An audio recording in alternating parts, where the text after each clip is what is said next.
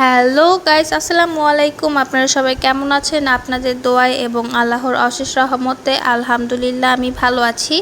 তো এখানে দেখতে পাচ্ছেন আমরা বাসে, তো সাডেন আমরা প্ল্যানে এক রাতে হঠাৎ করে চিন্তা ভাবনা করলাম যে কোথাও ঘুরতে যাওয়া যাক। তো আফরিন সবসময় বলে যে মাম্মি তুমি আমাদেরকে রেখে অলওয়েজ কক্সবাজার যাও। তো ভাবলাম যে ওকে কক্সবাজার ছাড়া কাছে ধারে মানে আরেকটু কম রাস্তা, যতটুকুই কমের রাস্তার মধ্যে যদি বিচ দেখানো যায়। তো যাই হোক, সে থিঙ্কিং করে এক জায়গায় যাওয়ার সিদ্ধান্ত নিলাম। তো চিটাগং চলে আসছিলাম ঘুরতে। এটা অনেক আগের একটা ব্লগ, তো আপনাদেরকে শেয়ার করা হয়নি কারণ এডিট বাকি ছিল, তো ক্লিপগুলো ছিল, তাই ভাবলাম আপনাদেরকে আজকে শেয়ার করি।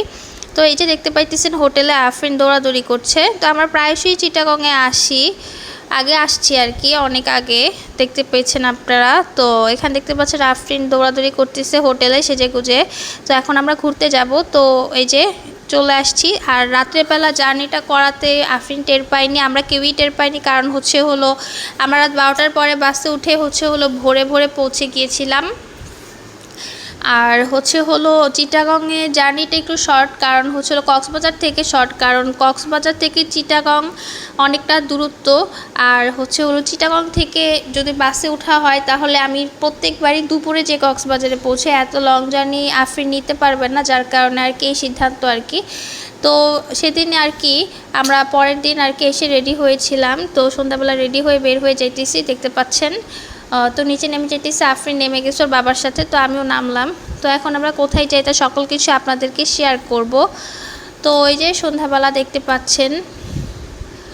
তো সাথে থাকুন, দেখতে থাকুন, আর পুরো ভিডিওটি না টেনে সম্পূর্ণ ভিডিওটি উপভোগ করুন। আর অবশ্যই চ্যানেলটিকে তো দেখতে পাচ্ছেন এই যে এখন সিঁড়িতে উপরে যাইতেছি। তো যাই হোক, আমি আমার ফেভারিট রোড সাইড কিচেনে চিটাগং ব্রাঞ্চে খেতে চলে আসছিলাম।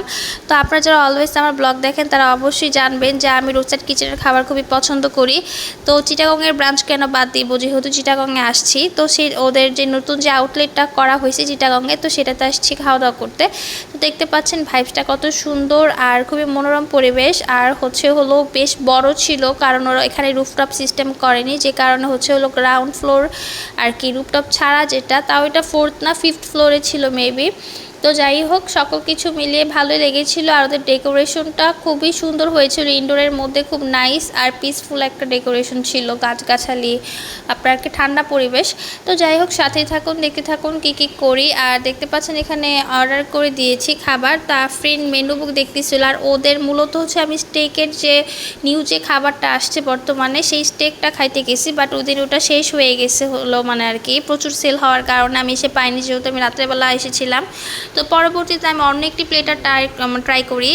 অলওয়েজ একই প্লেটার খাওয়া হয়, কারণ একই প্লেটারের প্রেমে পড়ে গেছি। তো ভাবলাম আর অন্য কোনো প্লেটার যদি খাওয়া যাক। তো অল ইন ওয়ান যে প্লেটার সেটাই আমি ট্রাই করি। তো সবাই সাথে থাকুন, দেখতে থাকুন। আর আমি কিন্তু রোড সাইড কিচেন স্পন্সার করছি না আর কি, এমনি আমার পছন্দ, তাই আপনাদেরকে বললাম। তো সবাই সাথেই থাকুন, দেখতে থাকুন কী কী করি। তো এখানে কথা বলতেছিলাম, আর শর্টস করতে যে ক্লিপ ভুল হয়েছিল, যার কারণে আমার মেজাজ হট হয়ে গেছিলো, যার কারণে আমি ক্যামেরাটা নামাই ফেলছি। তো এই যে আমাদের খাবার চলে আসছে, দেখতে পাচ্ছেন। আমি হলো এই প্লেটারটি অর্ডার করেছি। তো এখানে মোমো ছিল, চিকেন রোল ছিল, আপনার হলো একটা বারবিকিউ চিকেন ছিল, রাইস ছিল, চিলি চিকেন ছিল। তো খুবই মজা, ওদের খুবই খাবার ফ্রেশ হয়। আর হলো চিকেন চিলি ভেজিটেবলটাও ছিল। তো ভালো লেগেছে। তো আফরিন এখন বলবে আফরিনের কেমন লেগেছে খাবারের টেস্ট। ভালো লেগেছে, খুব অসাধারণ, বিউটিফুল।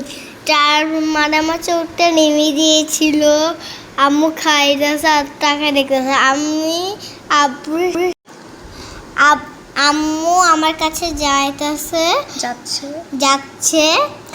এখন আমরা তো দেখতে পাচ্ছেন আমি হলো চিটাগংয়ের একটি ফেমাস আর কি বদ্দার বাড়ি, সেখানে খেতে চলে আসছি। তো সবাই সাথেই থাকুন, দেখতে থাকুন আর উপভোগ করুন ভিডিওটি। আর একটু আগে আমি যেখান থেকে হেঁটে আসছিলাম সেখানে খুব গরম গরম সিঙ্গারা, ভাজা পোড়া, জিলাপি আর অনেক আইটেম ছিল। তো এই জায়গাটা এতটা ক্রাউডেড, তো ওখান থেকেও আমি সিঙ্গারা খেয়ে নিয়েছিলাম, ক্লিপটা দেখানো হয়নি। তো চলে এসেছি ভেতরে। তো ওদের প্রত্যেকটা আইটেমই খুব মজা, ওদের সব আইটেম আছে, থাই, চাইনিজ, বাংলা আইটেম সবই আছে। তো আমি যেহেতু রাতে ডিনার করতে এসেছিলাম সেহেতু হলো আমি মেজবানি যে চনার ডাল আর হলো মেজবানি যে গোস্ত সাদা ভাত, আমি এটা খেতেই মূলত এসেছিলাম এখানে। তো এই যে মেনু বুকটা নিয়ে নিলাম আর বসে পড়েছি খাওয়া দাওয়া করতে। আর ওদের খাবারের টেস্ট খুবই ভালো ছিল। আর হলো কেউ যদি রিজনেবল প্রাইসে মজাদার খাবার খেতে চান তাহলে অবশ্যই এখানে এসে খাওয়া দাওয়ার চেষ্টা করবেন, একটু কষ্ট করে হলেও আসবেন। তো যাই হোক আর কি, আমার এখানে কোনো লাভ নেই, জাস্ট আমি খাবারটা খেয়ে খুব মজা পাইছি, যার কারণে আপনাদেরকে আর কি রিভিউটা দেওয়া। তো এখানে দেখতে পাইতেছেন ওদের অনেক আইটেম, ওদের হলো পোড়া রুটি আর হলো চা, কুষ্টিয়ার বিখ্যাত যে মানে মালাই চাটা, সেটাও এখানে পাওয়া যায়। তো যাই হোক আমি চা খাওয়ার জন্য মূলত গিয়েছিলাম, বাট আমি যেতে যেতে চা আর পোড়া রুটিটা শেষ হয়ে যায়, যার কারণে আমি এটা পাইনি। তো এই যে দেখতে পাচ্ছেন চলে এসেছে মেজবানি গোস্ত, আর মানে কালার দেখেই তো বুঝতে পারতেছেন যে কতটা ইয়াম্মি ছিল।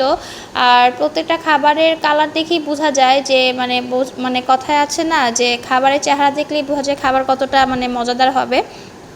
তো সাথেই থাকুন, দেখতে থাকুন, আর আপনাদেরকে ভয়েস দিতে যেও আমার রোল পড়ে যাচ্ছে, এতটাই মজা ছিল।